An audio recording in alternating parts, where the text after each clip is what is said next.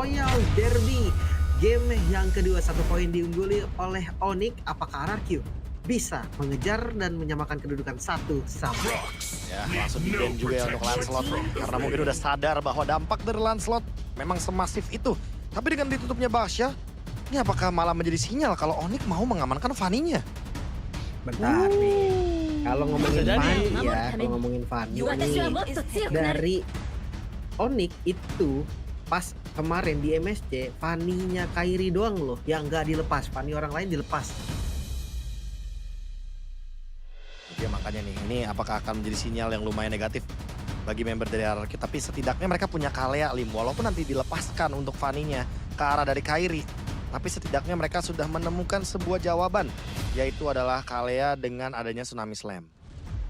Oke, tapi lihat ini benar-benar ada sosok Kalea yang bisa kita bilang salah satu orang yang sangat bisa mengagetkan siapapun.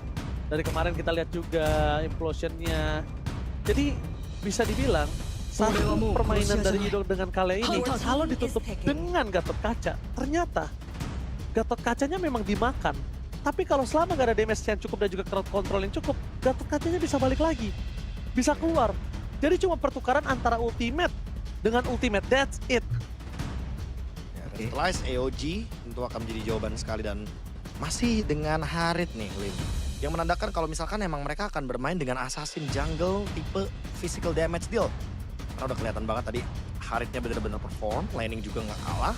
Dan mungkin sekalinya pun kalah bakal kesusul sama objective play. Membawakan Hayabusa Sunesh dan Moskov dari Toy. Langsung diamankan. Berarti kita tidak akan melihat Beatrix Kalea ya dengan adanya draft seperti ini. Ini Uranus keluar dari radar kah? Nggak muncul, nggak di-ban juga. Padahal di match sebelumnya kayak jadi Prayo ban dan Prayo pick juga nih, Be. Kayaknya kita lihat tadi Uranusnya nggak yang begitu perform banget 100%. Karena adanya Zuxin juga dan kendala dari Zuxin yang sempat kita perbincangkan tadi, Lim. Sampai di pick bawah pun nggak di-ban sama sekali juga. Nggak diperebutkan sama sekali juga. Kayak Rinse atau Stun bener-bener masih nahan hero-nya agar nanti muncul di waktu yang tepat. Tapi keuntungan tetap akan ada di Onyx, Lim, kalau kita ngomongin elemen of surprise. Karena mereka ada di second pick. Wow, gue suka banget Toy dengan Moskov ini. Ini bisa dibilang salah satu waktu yang bisa diberikan oleh tim RRQ. Ini bakal punya power split push, bakal punya team fight besar. Mungkin bisa dibilang berbeda dengan sosok dari Nathan. Nathan dia punya team fight besar, tapi kalau udah ngomongin split push, itu agak berat untuk Nathan. Sedangkan Oke. Moskov ini berbeda, Lim. Ya. Masalahnya ini serius di game ini kayak hero-hero tier S tuh kayak gak terasa nih sih, Be. Pak Bennya Faramis, no Esmeralda Uranus akhirnya keluar juga. Lebih ke ya adaptif draft aja, Be, bukan yang kayak Prayo pick di tier S-nya. Tapi emang butuh nggak sih untuk nge-ban Faramis di sini? Kita udah ngelihat bahwa ada 2 damage dealer yang nanti bakal di-cover dengan cepat dan Kalea itu tipikal hero yang bisa pick off. Jadi kita udah sempat lihat juga bagaimana referensi Sans dengan Faramis. Dia cover fire-nya bagus sekali. Dan siapapun yang bisa Slam sama Kalea itu bakal langsung di-recover dengan adanya Netherrealm. Sekarang lapu-lapu. Ini kayaknya ada sinyal kalau nanti EXP dari Onyx akan menuju kepada hero-hero yang bakal nge-enable Yi Xuanqin-nya. Oke. Enable di Sunset-nya. Ini juga bisa kita bilang kondisi dari tim Onyx dengan Popheus ini ngebuat Skylar-nya akan free hit loh. Free hit atau enggaknya Skylar menurut gue bukan cuma tergantung dari Popheus sih, tergantung dari Gatot Kaca juga nanti. EOG-nya Gatot Kaca itu bisa dilempar ke Zaman Force sehingga ya di Zaman Force nggak akan ada yang berani ngelawan Harit-nya lah. Ditambah sekarang 2 pick dari RRQ, mereka butuh burst damage gak sih, Be? Iya, mereka sangat butuh burst damage karena Kalea di sini nggak bakal bisa nge-damage sendirian. Mungkin akan ada Varsha yang akan kita lihat dan Blue Gift. Oke, mereka pengen nge-lock ke arah Popheus-nya. Kalau ini last pick-nya ke arah Valentina, ini Kaleanya bakal minim banget dari segi damage. Sementara Onyx, mereka punya damage loh dari Xuanqin, dari Harith. Tapi kalau misalkan nanti jawabannya adalah Varsha, berarti di sini Onyx akan mencoba untuk bermain dengan jarak. Mereka akan bermain dengan plan nih yang lebih matang lagi. Karena jujur ini glue Kalea bener-bener pengen ngunci banget Popheus. Benar, gue suka banget sih glue-nya. Gue suka banget ini pick dari glue-nya, Lim. Ditambah lagi karena glue-nya ini secara nggak langsung belakangnya jadi lebih bebas dari range-nya, Lim. Itu dia sekarang ada damage ya dari Onyx. Mereka punya damage yang lebih banyak karena sistem RRQ itu adalah late game. dia punya Swift Trinity, dia punya DPS yang pasti juga dari Rins. Intinya ini masih dengan konsep yang nggak beda jauh, Be. Itu high ground defense loh dari RRQ. Ya udah pasti ya, Moskov dan juga Yves. Berarti tentunya RRQ nggak perlu buru-buru untuk memenangkan early game-nya karena Onyx yang mungkin bakal leading dari early game-nya. Tapi ingat, pokoknya Kalea dan Glue ini, seberapa banyak mereka akan mengganggu Lutfi itu yang harus kita perhatikan. Karena kalau Lutfi tidak diganggu, menandakan kalau ini Onyx bakal lagi-lagi mungkin total domination. Oke, Royal Derby. Sang Raja dari segala raja masih memiliki satu kesempatan untuk membawa ke game yang ketiga. Sedangkan sebaliknya Sang Raja Langit tinggal hanya mendapatkan satu game lagi untuk memenangkan Royal Derby ke-37 ini. Bapukah Sang Raja balikan keadaan dan menuju ke game ketiga, atau Sang Raja Langit tetap mendominasi tanpa bisa tergoyang di atas awan? Let's go to the lane after. Oke, dan ini membuktikan juga ya, dari game rate-nya Onyx tuh, jangan gampang match dulu deh, game rate-nya dulu deh. Ini belum putus sampai sekarang, bahkan di area mid lane, Sans dia udah level 2. Ini mid cut ngeri-ngeri banget ya. Ya udah pasti ya, pengen bener-bener menguasai dari segi poke damage. Tapi ya ini wajar gak sih Lim? Karena kita tahu sendiri Kalea powerful banget dengan efek heal-nya. Makanya ketika untuk mempertahankan bagaimana battle spell dan juga adu poke damage, kayak sama-sama gak mau kalah. Sementara di bagian gold lane cuma bagian bagaimana cara freeze minion aja. Jadi gak terlalu yang mungkin kita bisa highlight banyak. Dan untuk sekarang ini dia, secepat mungkin Araki pengen banget rotasi biar nanti mereka nggak kalah dari efek kejutan ketika ada di bush. Wow, lihat one by situation di arah top lane. Kali ini Dairen bisa dibilang masih mengungguli, tapi asalkan kondisinya jangan sampai Lutfi-nya ini punya level lebih unggul dibanding Dairen. Kalau bisa sama-sama level 4, nggak ada yang terzoning. Kalau Dairen masih mau bisa keep up di saat turtle yang pertama nanti. Oke, bahkan ini lihat team fight-nya nih. Di turtle pertama gue bakal condong sedikit ke arah Onyx ya, dimana memang dia punya damage yang lebih instan lah. Tapi kalau area dimenangin RRQ, makanya mereka semua punya keuntungan masing-masing, Be. Iya, apalagi ada SOD ya, damage tambahan walaupun mungkin nggak perlu hadir untuk turtle yang pertama. Tapi yang seperti kita sering lihat, SOD minimal nancap, dapetin assist itu udah membantu banget ekonomi bagi para gold laner, lagi yang bawa Moskov kayak gini. Menang emblem lagi nih. Oke, menang emblem, tapi lihat Sans berani untuk melakukan poking. Dan ingat kondisi dari Skylar membalikan kembali keadaan atas Toy. One man situation di arah bottom lane. Zunes dengan Hayabusanya coba untuk mendapatkan turtle pertama. Ini adalah salah satu keputusan yang cukup tepat untuk melakukan kontes karena dia belajar dari game sebelumnya. Mereka kehilangan turtle cukup banyak dan bahkan balik ke arah belakang langsung shadow kill. Belum dikeluarkan. Zunes masih coba terburu-buru dan bahkan Zunes mendapatkan satu turtle dengan sangat manis. Dia benar tidak mau mengulangi kesalahan dari game yang pertama. Langsung flicker tadi dari Lutfi ya, karena target utamanya tadi memanglah di Lutfi. Sekarang turtle yang didapatkan RRQ ini membuat dari gold lane akan ada XP different lagi, Be. Skylar seharusnya agak sedikit tertinggal. Ya udah pasti ya, tapi Lutfi yang tidak ditumbangkan ini sebenarnya udah bagus banget loh buat Onyx. Tapi drop lane. Shadow kill! One last hit! Kairis to survive mendapatkan chance, tidak akan meninggalkan saja. Dan Dairen kalau menyiapkan sangat baik menutup jalan dari satu untuk bisa mendapatkan poin kill atas Zunes. Karena Quest Shadow tidak ada lagi. Untungnya hanya sampai di situ. Hampir saja Kairi termakan. Permainan dari tim RRQ mencoba untuk mendominasi one by one situation di arah bottom lane. Skylar versus Toy. Tapi Toy jangan lupakan, Skylar masih punya damage yang besar dengan zaman force-nya. Gak boleh terburu-buru. Dan tiga pemain is coming. Skylar versus everybody. Antara Purify gak akan mendapatkan dan Nico yang malah termakan. Purify save the day untuk Skylar. Selamat lagi Skylar. Dan konfrontasi. Oke, dengan rotasi terjadi dan Toy menjadi korban jiwa. Keganasan dari Onyx membalaskan atas rotasi yang mereka lakukan. Kayaknya kalau Reed sama Zunes masih mau lebih. Kalau bukan poin kill terhadap Skylar tidak dibalikin. Lihat Skylar sudah bertahan. Dibalikin shadow kill. One last hit. Tepakan satu shadow-nya nggak berhasil karena ada unbreakable. Malah satu momentum yang dibalikan mereka kehilangan Zunes. Itu dia, kalau targetnya bukan Skylar itu udah rugi. Tapi kalau dia nyumbang lebih rugi lagi, Lee. Menunjukkan kelasnya Prince Skylar yang gak gampang tumbang. Ini Skylar rasa kameramen ini, Be. Wah, udah pasti ya. Dia benar-benar selamat di momen yang tepat. Ada Revitalize di sana sebagai penyelamatnya. Unbreakable juga. Shadow Kill-nya untungnya terbagi sebagai... Tadi mungkin ada banyak minion, tapi EOG hanya untuk mengusir di bagian top lane dan setup lagi buat Onyx. Mereka udah mendapatkan satu turtle ship dari Kairi. Ini sinyal perang untuk tetap dengan dominasi yang belum bisa terelakkan. Onyx akan menuju ke 2000 gold. Dan ini bakal jadi setup yang lumayan panjang sebetulnya. Kondisi Retribution sama-sama ready dan akan satu kontes. Kiboy masih terlalu dalam, tapi langsung ada flicker dari Sans. Oh, no. Ini flicker dari Luffy ternyata. Dan dia langsung bergeser ke belakang, sudah siap tumbang. Luffy versus Buddy Sans langsung di pasang sticker dan membuat Prince tumbang tergeletak tak berdaya.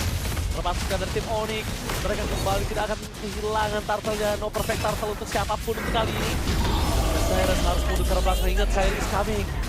Dairen kalau dia masuk lebih dalam lagi ini berbahaya. Ternyata Kairi tidak mau tinggal diam, Kairi mau lebih. Langsung dapat poin ke atas Dairen di sana nampaknya. Wah, ini harus reset dulu sih. RRQB mereka cuma 1 kill loh, Be. Tapi tempo mereka nggak turun-turun sama sekali. Ya, seperti yang udah aku mention tadi kan, kalau misalkan dari bottom lane-nya aja menang, overextend team fight-nya udah menguntungkan buat Onyx, mereka nggak bakal menghentikan gerakan tersebut. Gak cuma 2000 gold, ternyata 4000 gold sekarang keuntungannya. Dan Kiboy mau buat di-engage. Apakah di shadow kill? Enggak kayaknya. Dan ini bener-bener banyak banget yang terjadi. Tapi jujur Lim, bener yang kayak lu bilang, RRQ bener-bener kehilangan momentum dan temponya. Onyx yang sekarang pegang kendali team fight-nya udah mulai menuju ke 5000 gold lead. Turtle yang ketiga, aku rasa kalaupun emang dibiarkan untuk Onyx, ini bakal makin mendominasi. Tapi kalau RRQ ambil pun gak bakal menghentikan dominasi dari Onyx sekarang. Ido gak boleh termakan sih. Ido kalau termakan bahkan kali ini Ido posisinya gak punya flicker dan gak ada jalan untuk pulang. Lihat di buka visionnya, dimakan informasi yang sangat valid. Tidak ada flicker yang dimiliki dari Ido. Itu membuat satu statement bold untuk tim Onyx. Makan. Ya. Bahkan kayak lihat zoningnya tadi Sans hanya mengeluarkan General Strike-nya aja untuk connect ke arah Toy. Dan siapapun bisa dimakan sekarang. Kairi 302. Hunter Strike langsung ke Blade of Despair. Ini kalah hampir 1000 gold loh dari ke Jangdonya, Be. Ya udah pasti ya, dan Lutfi yang kita ekspektasikan dari awal ada Glue, ada Kalea.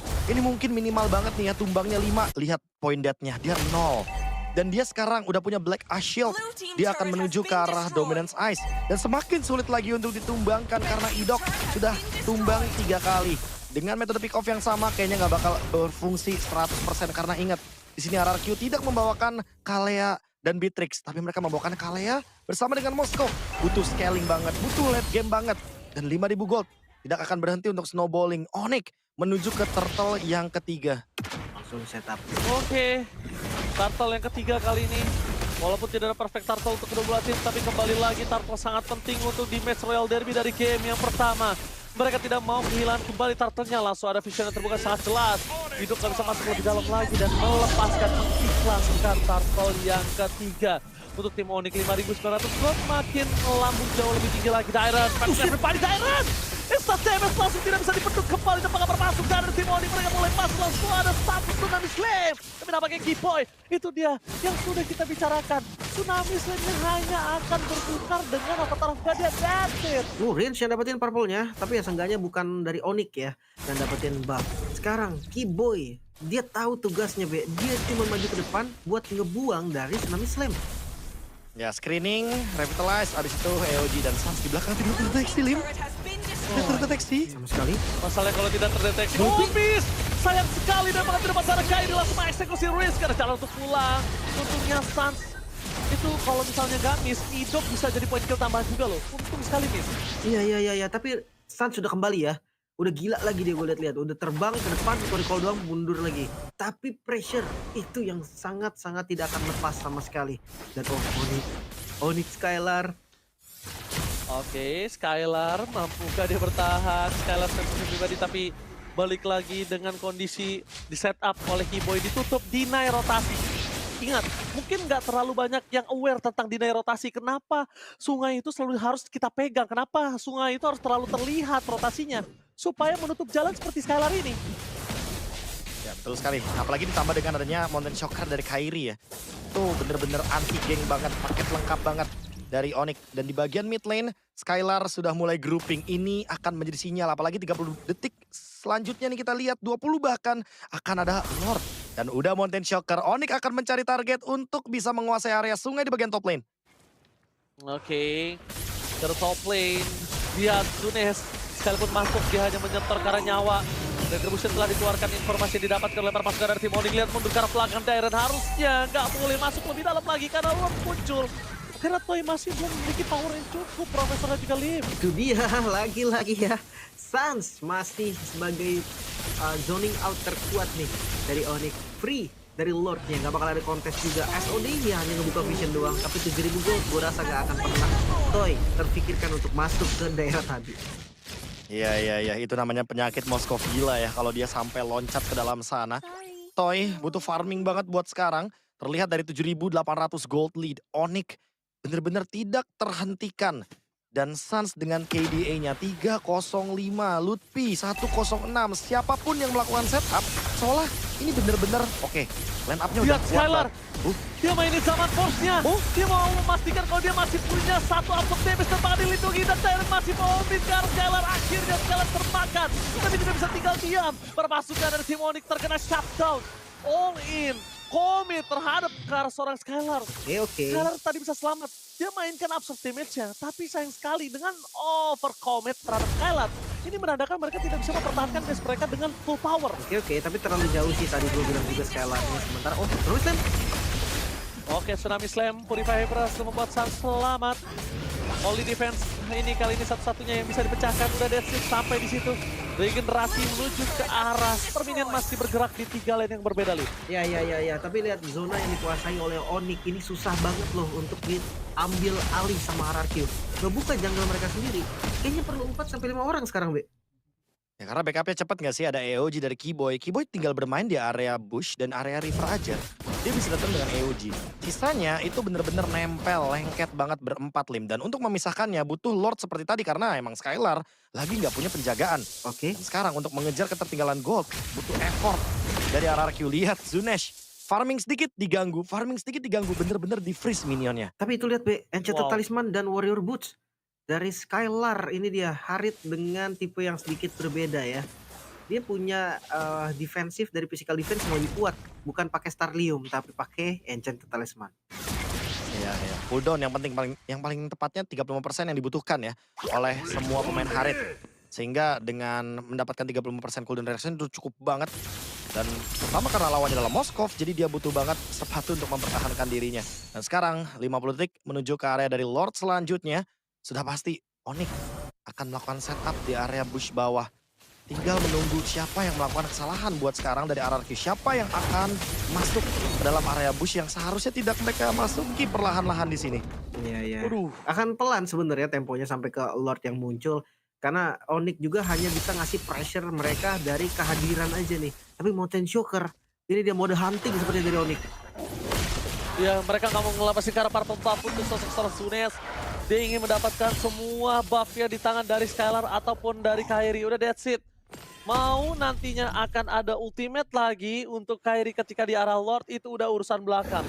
Setidaknya memastikan Zunes tidak bisa dive in dive out dengan lancar, itu tujuan utama mereka. Nah, bisa. Tapi lihat dari RRQ nih, ini juga menjadi satu hal yang lumayan positif loh. Mereka kalah 7.000 gold, tapi mereka bisa menghindari team fight sedemikian rupa. Hingga goldnya ini stuck. Seenggaknya dia coba untuk tetap farming di bagian atas, dan Lordnya bahkan masih mau coba di kontes. Ya, walaupun cuma nanti adanya Moskov, tapi di pasangan Tyre tidak bisa menahan damage yang terlalu besar. Burst damage dari Skylar dan juga kawan-kawan membuat para pasukan dari tim RRQ hampir aja Spell of Destruction mendapatkan satu Lord. Tapi itu dia, Dewi Fortuna masih berada di retribution dari seorang Kairi. Membuat RRQ kali ini hampir aja mendapatkan nafas tambahan, tapi tidak bisa. Sayang sekali, Lin. Oke. Reset kembali. Sekarang kita bahas soal high ground defense, B. 2 high ground defense dari RRQ. Nah ini dia, 2 high groundnya kayaknya bakal di dive abis-abisan sama Lutfi. Lihat dia ada di Flicker, dia ada Winter dan Toy. Oh, Flicker. Ini berbahaya. Pergerakan di depan sana dari Skylar melihat ada Sumes. Apakah bakal coba dikonik untuk ke arah belakang jalan kaki. Sumes gak boleh masuk lebih dalam lagi. Bahkan Skylar berani banget menantang keributan di depan sana sehingga Lord bahkan belum sampai ke arah base turret. Wah, Trilane Push ini bisa berjalan dengan cukup baik loh. Tapi ya, untung dari RRQ sekarang nggak ada korban dan full power dari RRQ. Let's see, mampukah mereka untuk bertahan? Oke, mampukah mereka bertahan? Karena Lutfi versus everybody akan memasang menuju ke dari belakang. Dan di arah bottom lane, Toy mencoba untuk melakukan clear minion. Tidak satu turret mereka coba selamatkan. Tapi sayang sekali Super Minion masih bergerak di arah top lane. Tidak boleh terlalu terburu-buru. Vision yang cukup jauh. Sunes bahkan mau coba untuk clear minion, nggak mampu. Nggak dikasih sama Kairi untuk mendekat ke arah minion. Di-freeze begitu saja jalannya Idok. Mangsa ke dalam, dapatkan satu point kill atas Lutfi. Setidaknya satu point kill yang sangat mahal. Distraction backline sudah diganggu dan tidak ada lagi. Dan masih coba. Warrior Regulation Purify. Sekarang distraction masuk belakang Toy. Langsung melakukan satu point kill, siapa terjadi dapatkan. Kairi, what about situation? Dengan level yang lebih unggul. Yang tadinya sekarang disamakan, tapi goldnya tetap nggak bisa sama, Lim. Wow, itu. Level yang unggul, gold yang jauh banget. Dan walaupun levelnya sama, tapi goldnya udah nggak bisa. Itu yang gue maksud loh, RRQ. Mereka under 10.000 gold masih bisa nahan, masih bisa defense, Be. Ya, tapi semuanya berdampak karena Lutfi emang terlalu dive di sini. Di dalam area base turret. Dan dalam keadaan 4 melawan 5, aku lebih kagetnya. Yang dimana mereka benar-benar bisa menemukan satu celah untuk men-shutdown Suns. Dan Toy mendapatkan poin tersebut. Snowball mulai didapatkan, tapi ingat Lim, 9.000 gold ini bakal susah banget sebenarnya untuk di comeback. Oke. Selama pressure-nya masih sama, selama mungkin metode dari Onyx-nya untuk memberikan map pressure-nya masih sama, aku rasa RRQ bener-bener cuma nungguin Lutfi yang kayak tadi melakukan kesalahan, dan baru mereka tim fight-nya 5 lawan 4. Iya. Mungkin akan turun lagi temponya. Mereka nggak akan buru-buru lagi ya dari keduanya. Walaupun 9.000 gold bisa diakui RRQ, mereka tetap benar-benar bisa menjaga posisinya dengan baik, memancing adanya misplay. Dan jangan salah loh, kalau Lord kali ini nih yang diambil nanti mungkin di kontes sama RRQ dan RRQ yang dapat, ini momen bisa kebalik ya. Setuju. Ingat ini Moskov late game. Kita tahu sendiri juga ada Yves. High ground defense-nya sangat kuat sekali. Dan emang bagaimana caranya Onyx untuk tetap mendapatkan Lord ini, itu yang bakal kita lihat perlahan-lahan. Karena lihat Idok yang bener-bener udah mulai screening di bagian area sungai. Dan berbeda sama Keyboy yang kayaknya bermain dari belakang. Wah. Oke, bermain dari belakang langsung menangkap Kartoy.